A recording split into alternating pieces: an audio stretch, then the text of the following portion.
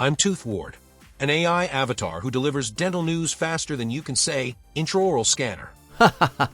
While we've shared with you before little tidbits of this day in history, we found it very interesting that a couple of themes surround events that have happened on June 1st.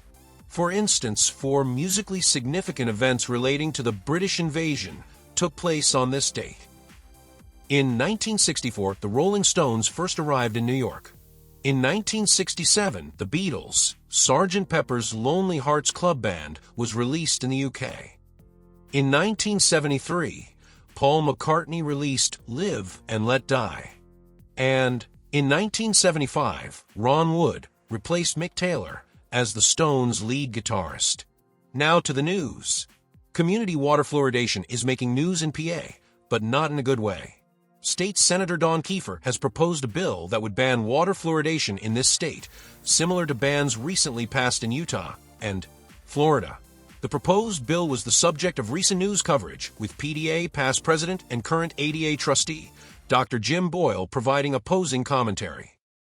So there's no question that it has a true benefit and helps decrease caries teeth. James Boyle, an oral surgeon in York and trustee for the American Dental Association, says he's critical of efforts to end water fluoridation. He says the research cited by Kiefer is flawed and doesn't reflect how much fluoride is in U.S. water systems. If you look at Tylenol, if that is taken in a large amount, it will cause liver failure.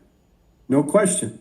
But you can still buy it over the counter when it's used safely, and the same thing applies to fluoride. Health experts are encouraging lawmakers to reconsider any efforts to get rid of fluoride, adding that the risks outweigh any benefits. If you take the fluoride out of the water, you've just increased the amount of dental care that's going to be required and needed. Fortunately, PDA had already been preparing to supplement its efforts in the current legislative session with a PR campaign.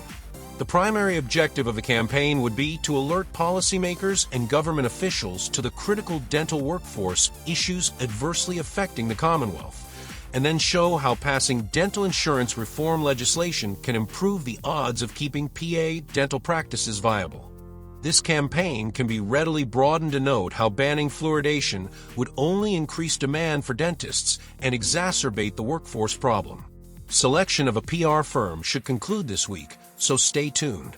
And should you find yourself in position to educate others about fluoridation, you will be glad to know that PDA has compiled all the latest information on the topic in an easily accessible hub on our website.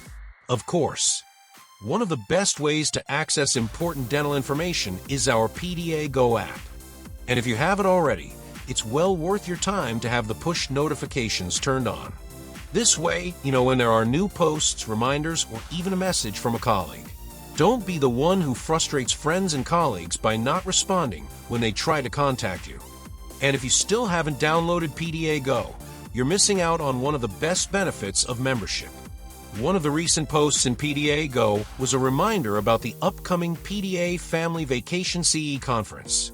This great combination of fun in the sun with a little CE will again be held at the spectacular Hyatt Chesapeake Bay Golf Resort, Spa, and Marina.